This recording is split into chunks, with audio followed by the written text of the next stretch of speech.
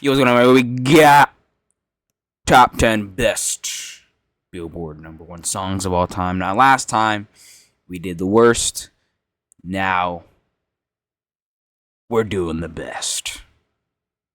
I listen to every #1 song in Hot 100 history. For the past few months, I listened to every single song to hit #1 in the Billboard Hot 100. Wow. From 1958 up to 2025. That's a total of 1,107. Back with the Bed Wars. Yeah, I was playing Bed Wars recently, low key. I'm low key goated, bro. I'm not gonna lie. Go for it. Not so bad. This is the second part in a 3-part series. The first one is about the top 10 worst songs to hit #1. This one is about the top 10 best songs to hit #1. Yes. And the final one is going to be a hold on. the history of the charts. In order to make these rankings, I rated every single song to hit #1 on a scale of 0 to 100. And there was a lot of good stuff to hit #1. 40% of the songs I rated above a 70, which is my standard for a good score. That's actually so without further ado, good. These are the top 10 best songs to hit #1 on the Billboard Hot 100. Number 10. One surprisingly big group of the 1960s was Frankie Valli and the Four Seasons. Who?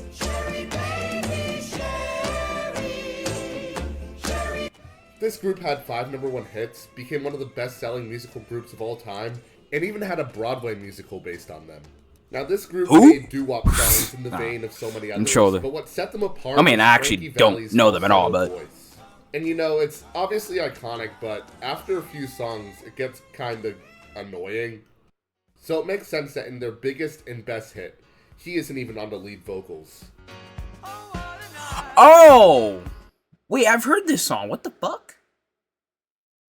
Damn, okay. Wait, this song is goated. Yeah, growing up, I always thought it was him, and I was like, wow, he really changed his voice for this. It wasn't until I saw the music video where I realized that it's the drummer. Yeah, Jerry Polchi. Damn, get the drummer in the fucking front, buddy. What the hell? Delivers one of my favorite vocal performances of the disco era. Frankie Valli doesn't even sing the falsetto bit.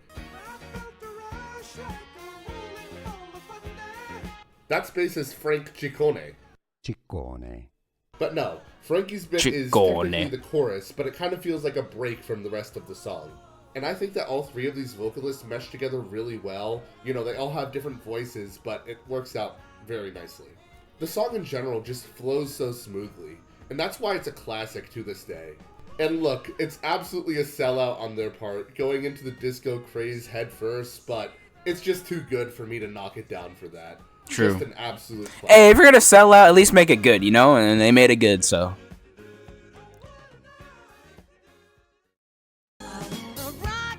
Number 9.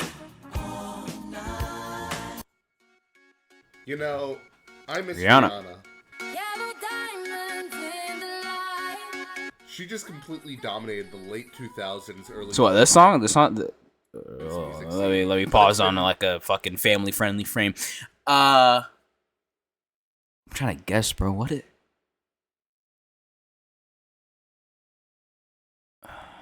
I was gonna say "Lift Me Up" as a joke, but that song didn't even hit #1. That song really hit #2, and nobody even remembers it. That has to be the most forgettable Rihanna song ever. Like, well, Rihanna hit. Top 3 hit. Work? No. No way. What other big song? Did Stay hit #1? No way Stay hit #1. That song's too slow. I mean, Adele is at #1. Her songs aren't fucking dubstep.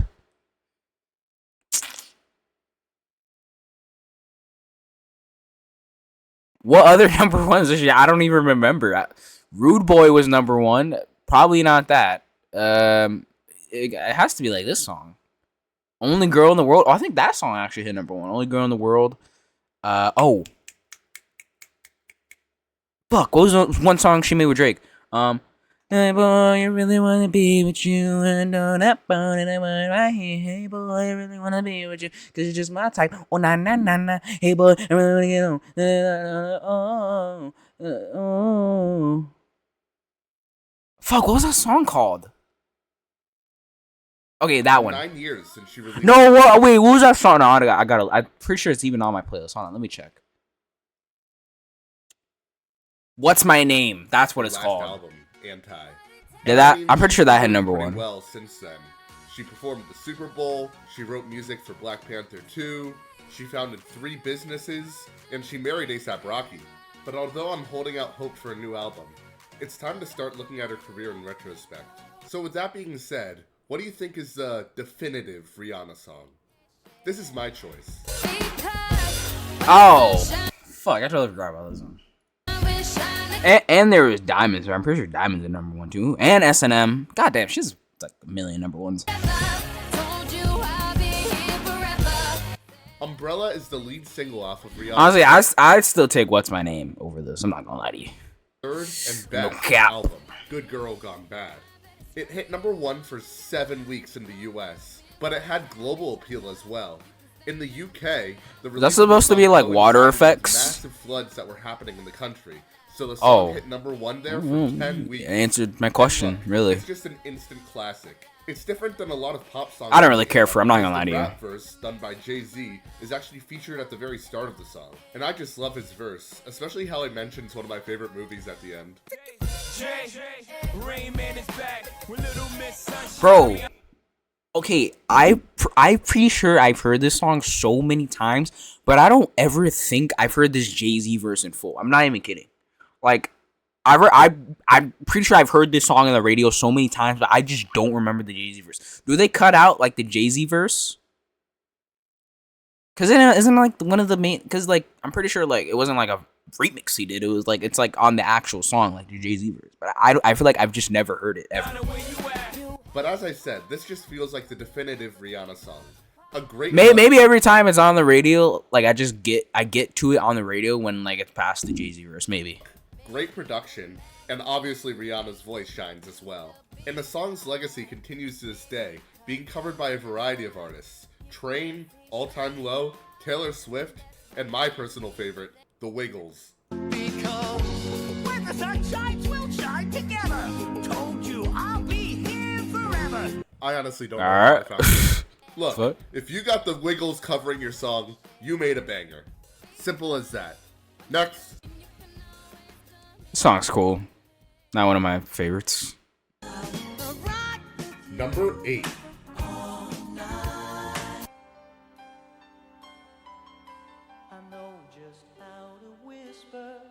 Power ballads were a staple in the history of the Billboard number 1s.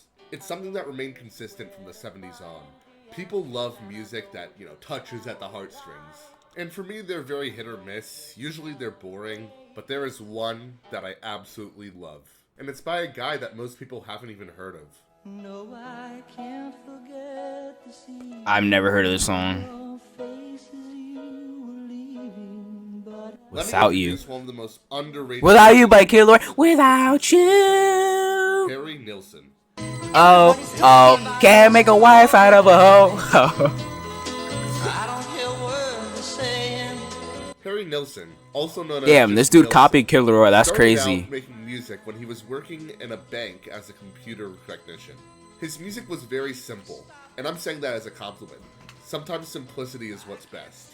But he's also super notable because he didn't have a stage presence at all. Like, look at him in this performance at some German TV show. He looks like a deer. Or was just chilling. He barely made public appearances, and he barely toured. So, there's not too much footage on him. Despite this, he did manage to get a Billboard number 1. And it just so happens to be my favorite ballad of all time. I can't live if living is without you. Without You was originally written and recorded by Badfinger, who are best known nowadays for Baby Blue, which was featured in Breaking Bad.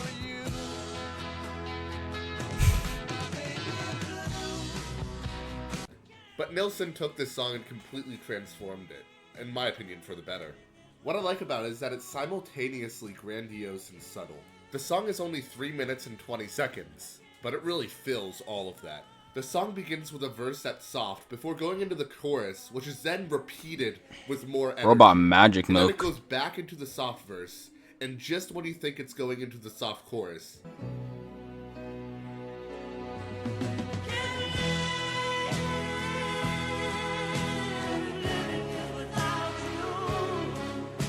I mean, it doesn't sound bad, but I don't really care for this. I'm not gonna lie. Nilsson, with his computer No cap. skills, was one of the first people to No cap. incorporate it into his songs, and the close harmonies are just so great to hear. But after the second chorus, the song has Oh wait, what if I made my own version of this video? Oh wait, I have to listen to all the But as I said, number despite ones. the Never short length mind. of the song, it's just so dense that you don't. I feel still like need you're to make wanting more at the end. my This is the fucking. reason why Nilsson was so beloved Never among mind. other musicians. During a press conference, the Beatles were asked who their favorite American group was, and they answered Nilsson. After the song, unfortunately, Nilsson's career faded. He became close friends with John Lennon and joined the Hollywood Vampires drinking club, and because of that, he struggled with alcoholism, which came to affect him in his later life. Like, in the only live performance of the song, done sometime in the 80s, he just looks really bloated and unwell, and it's just sad to see. After Lennon's murder, he took a break from the music industry, and he never really came back. He unfortunately died of a heart attack in 1994. But I feel like the career of this guy is just not talked about enough. Like, this isn't even a song that most people probably remember him for. That would go to the track one below this one on the track list of his Coconut.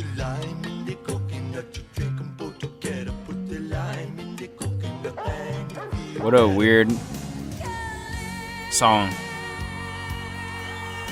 Mariah Carey covered this song 20 years later, but I feel like her cover doesn't match just the pain and the subtlety in this song. And that's not a dig at Mariah at all. It just goes to show how well Nilsson performed this song. But yeah, that was a lot, but I figured this song warranted a lot.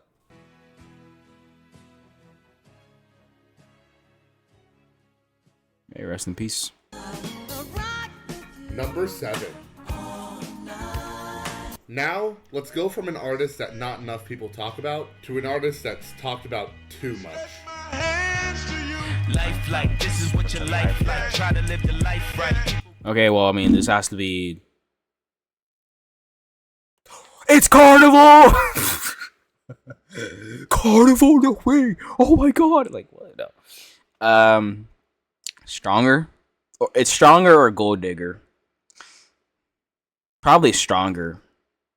Or it's Carnival. Guys, it's Carnival. Yeah, Kanye's career is pretty much over at this point.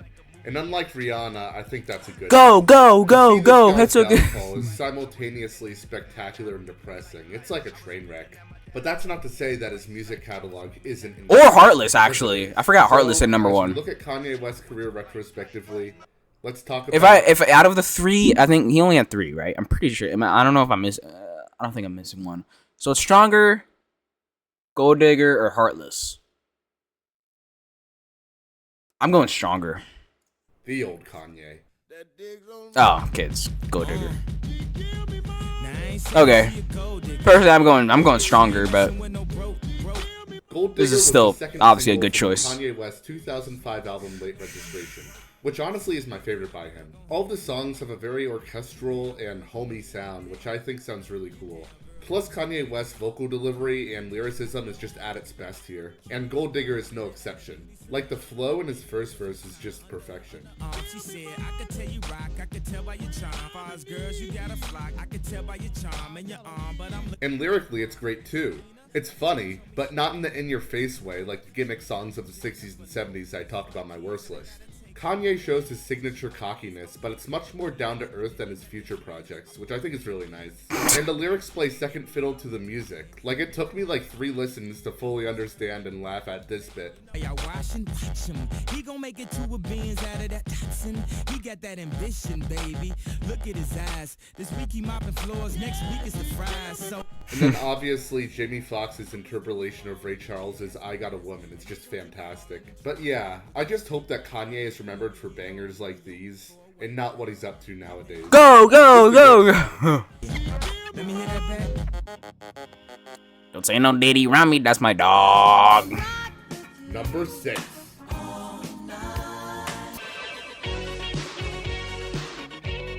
When you think of 80s pop, what do you think of? Well, to me at least, a variety of images pop up in my head.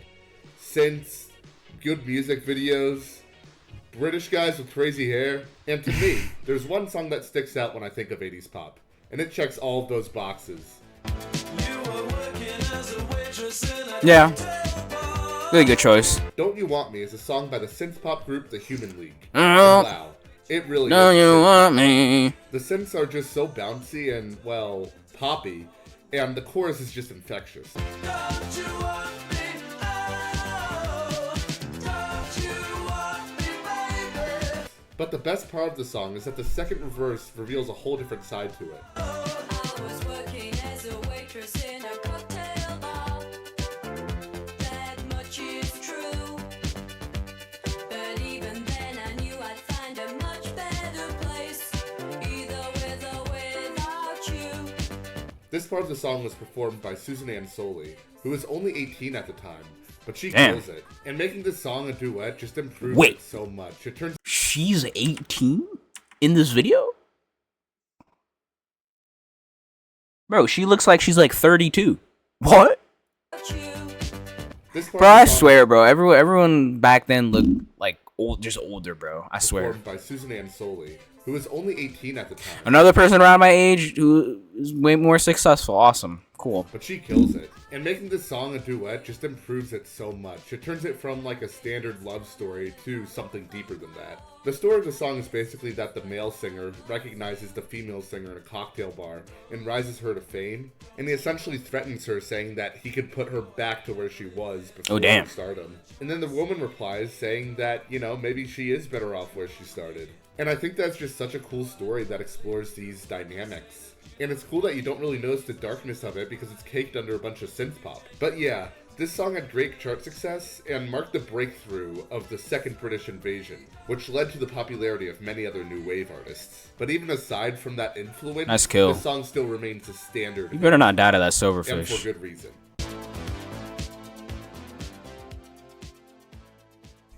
Good pick. Number 5. Okay, so if Don't You Want Me is the song that is most representative of 80s pop, Oh, yeah, what this song is most representative of the 80s as a whole? This is my pick. Oh, it's the Despicable Me 4 song. First of all, this song just feels so 80s. Like if you put This song is over fire. scenes of New York City in the 1980s, it just fits so perfectly. But lyrically, it's just so representative of the decade as well. Politically, the 80s was defined by two major themes. In the West, we have the dominance of conservatism and capitalistic ideals, while the Eastern Bloc was defined by a resistance to communism and the authoritarian regimes. And this song focuses on the interplay between these two themes. And it basically says that these two cultures are a lot more similar than one might expect. The two verses of I the didn't know songs that. represent the ideals of the Soviets and the United States, respectively. While the first verse has themes of Orwellian surveillance, the second verse draws on feelings of freedom and democracy. While the chorus is values that both cultures share, such as the need to act the way society wants you to act, the way that the environment is being destroyed in the name of progress, the desire for peace between the two nations. Lucky, and I of course, the never constant listened to want the for more lyrics and more like that. power. Or, in other words,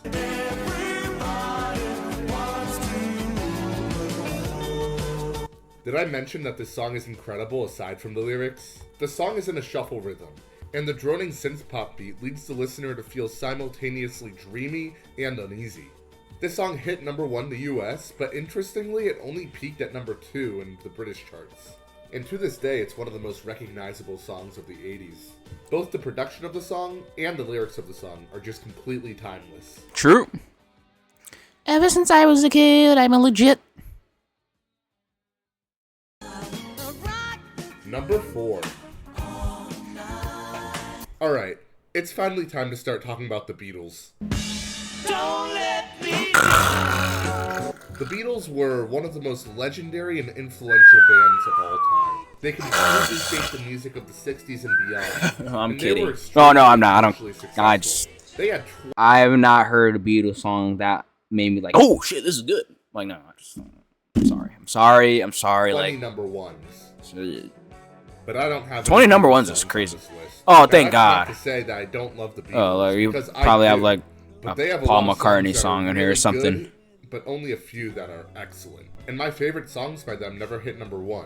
To be honest, I like the output of the Beatles' solo careers more than the output of the band themselves. Yeah. John Lennon went in a more experimental direction with hits like Imagine and Woman. George Harrison released one of the best singer-songwriter albums of all time with All Things Must Pass, with such great songs on that album like My Sweet Lord, What Is Life, and If Not For You. Ringo Starr had a solo career, and Paul McCartney continued making music with his band Wings.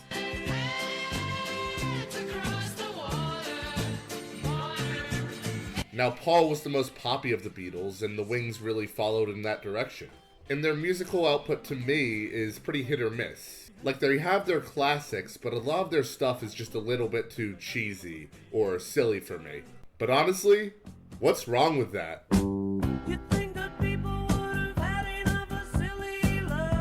I haven't heard this. Yep, that's right. I have 2 disco songs in my top 10. But there's just so much to love about this song. I mean, the entirety of it, especially the chorus, is just incredibly catchy. It has a great bass line, and the saxophone bits are just so infectious.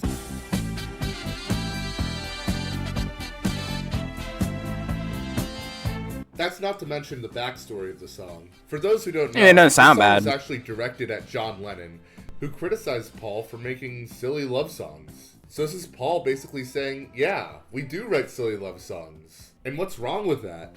Also, this whole quote is actually so awesome. I don't know, I think it's pretty cool because it feels like, you know, you're giving somebody who's mad at you a hug. And that's why the bass line is so prominent. It's something that Paul wanted you to dance to. But my favorite part of the song is at the end, when all of the melodies of the song come together and they're... Is there nobody in this game? I don't think I've seen a player in like 10 minutes. I'm just a sucker for when that happens in songs, and I actually made a playlist of all the songs I could think of that have that. So if you have any suggestions, let me know in the comments. Wow, what a weird... Yeah, this is just a super sweet song, and its backstory... collection of songs. Good stuff, Paul. Personally, nothing that... Only thing that I like from the Beatles is the Paul McCartney, Kanye, and Rihanna songs. That's the whole thing I like. Number 3.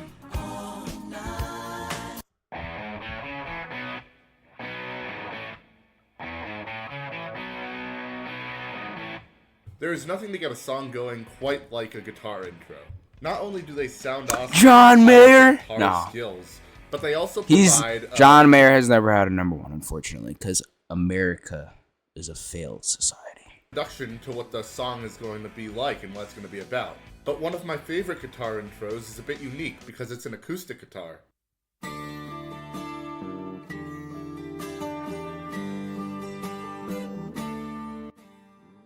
Do I know this song? I don't know. Like, this intro really shows that you're about to be taken on a journey. And what a journey it'll be.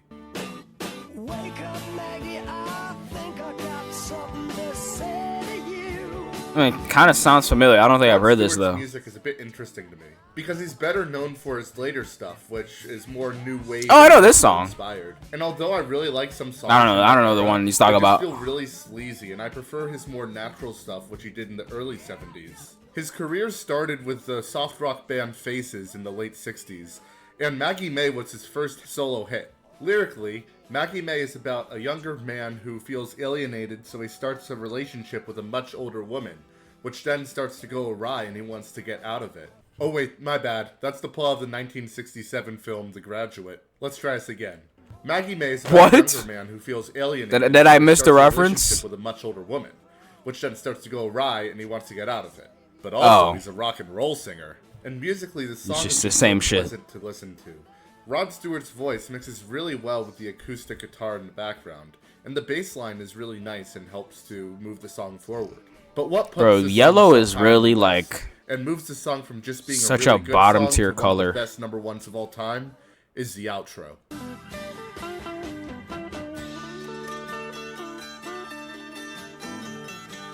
Man, I love a good guitar solo.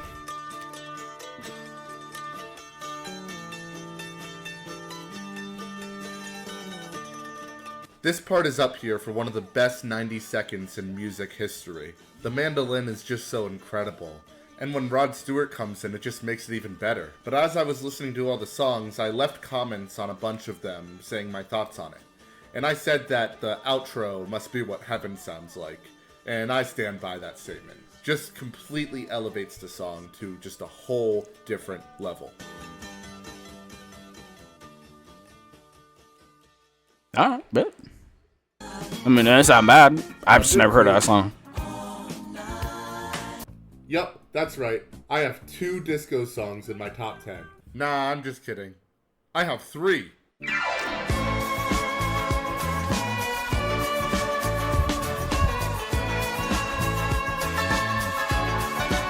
Man, obviously, I know this to song. say about this song. This song's It's a W. Dancing Queen. I feel like people Obviously either love this song or they're in denial. There are no songs out there that matches the feeling of pure bliss and youth that is presented in this song.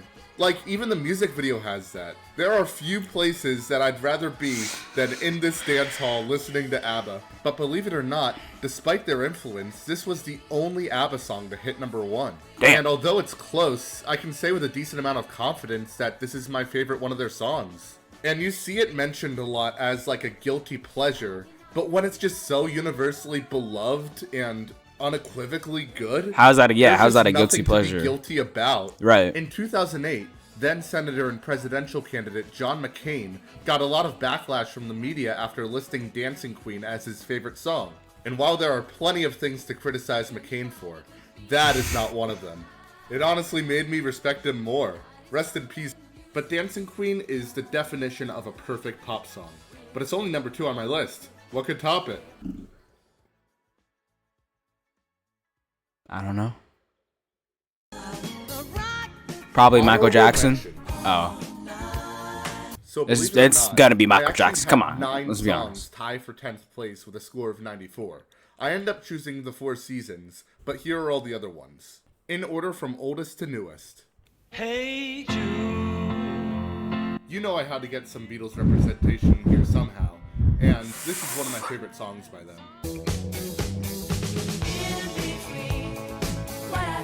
The first new wave song to hit number 1, and it's a banger. I especially love how they skip the beat in the instrumental. W song.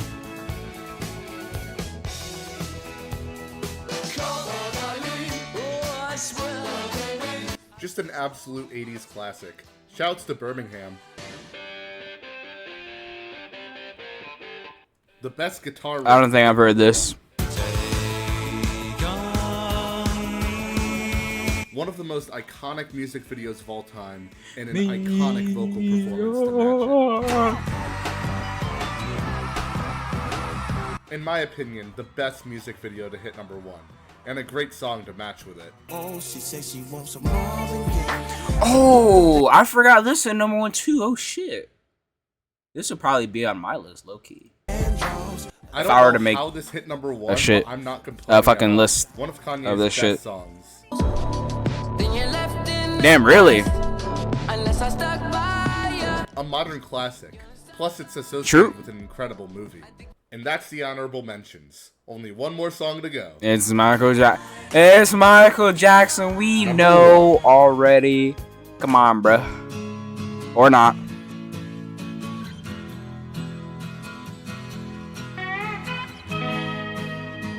Oh, America, the strange band that you are.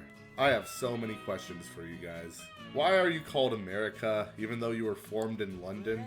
Why do you all look like a bunch of high school English teachers?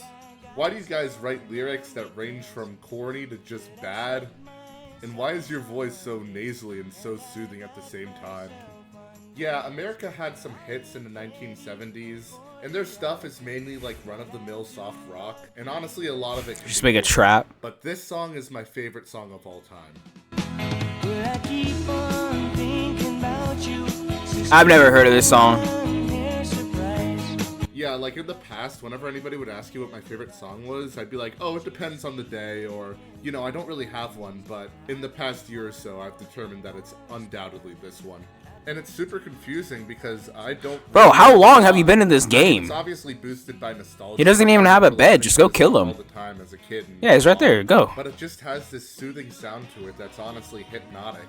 But then that's when we get to the lyrics of the song. Oh, I thought it was hacking. I was like, what the fuck? He just has jump boost. Until I watched Sean Fay Wolf's video on the top 10 best hit songs of 1975. And he does a much better job of explaining the lyrical content. But it's about a guy who actually calls off his wedding because he just doesn't feel like he's mentally healthy enough for a relationship. And he loves the girl and he wants her to stay with him, but he just is too depressed to be able to make a commitment like marriage. Like, he finds it difficult to get out of bed, and he finds it hard to communicate with this woman. And look, I don't really relate to the calling off marriages part of the song, but I mean, in general, it's just completely relatable. And the fact that you don't really catch the story because you're just vibing to the music makes it even more interesting. Like, my favorite part of the song is right after the first chorus, when the song stops. How'd you not kill him there? Takes a rest, and then the acoustic guitar comes back, and we go into the second verse. I just can't make it.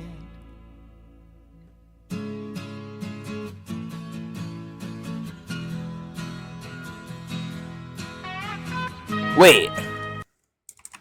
What?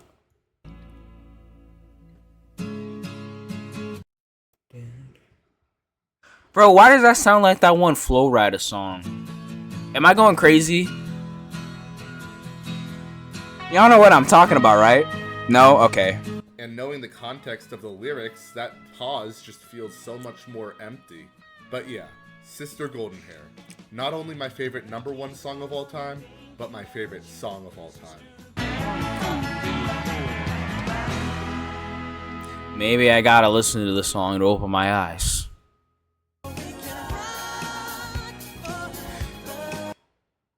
So no Michael Jackson. And no Prince. I mean, Prince had... No. Kiss hit #1, right? I'm pretty sure Kiss hit #1. It was either Kiss or When Doves Cry. Either one should have been on the list. Did Thriller hit #1? Thriller hit #1, right? Maybe. Beat It. I probably hit bro. Come on, bro. What other #1s would I put on here?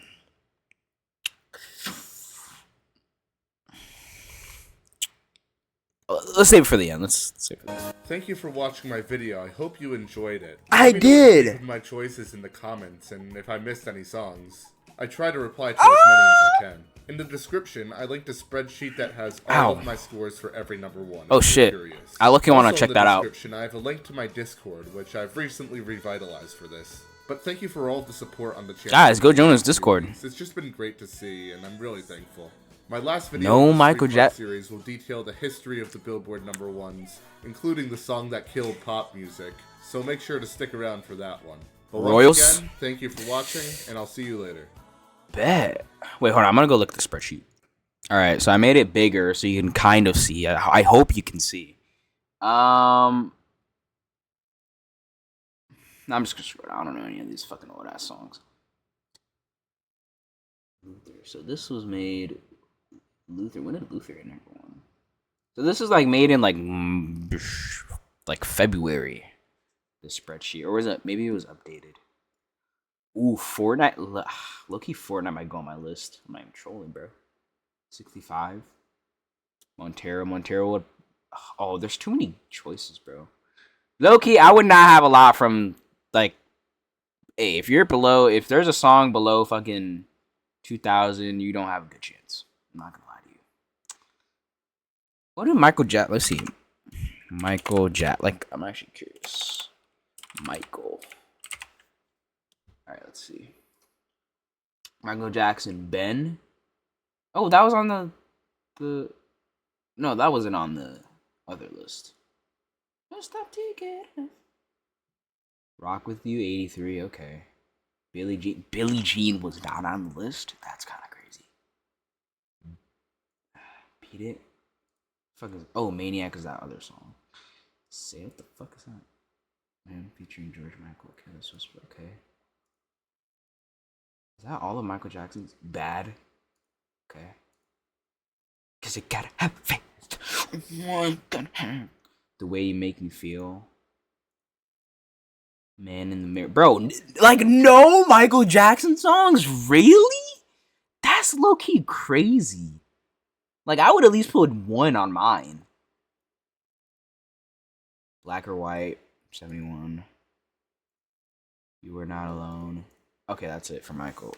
Who else has a lot of Prince? Prince had. I wonder where. I know Bat Dance at number 1. When Doves Cry. I'm 100% putting When Doves Cry on my list. Like 100%. Let's go crazy. Okay. Kiss. 100% Kiss is going on my list. 100%. Bat Dance 18. Yeah, makes sense. Cream. I forgot that song existed. Morgan Wallen. Does he only have one here? Probably, right? Wait, no, he has multiple actually. Because of Love Somebody. Not Like Us 91. He introduced him in his mouth. It's like a really like score that'll surprise me. Where's Trolls at? 16. Okay. Lose You to Love Me. Ooh, this will low-key be hard though. Maybe I would do like best number 1s of the 2020 so far. Because there's a lot of them.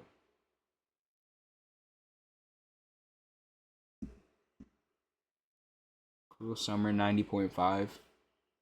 Is it over now? Do you guys agree with me that this is probably gonna be a part of like a fucking forgotten number 1s of the 2020s lists that people make at the end of the decade, or at least I'll make probably at the end of the decade. Am I still gonna be doing this at the end of the decade? 5 years from now? Maybe, probably not, unless I get famous off this, which I probably won't. Okay. Way Too Sexy. Let's go. What's the first number 1? Poor Little Fool. Yeah, like all this shit, like I would just not. I'm just not. What about Drake? What would Drake have? I think I might have a couple of Drake songs on my. What's My Name? That might be on there. Work. One Dance. Ooh, Drake has so many bangers.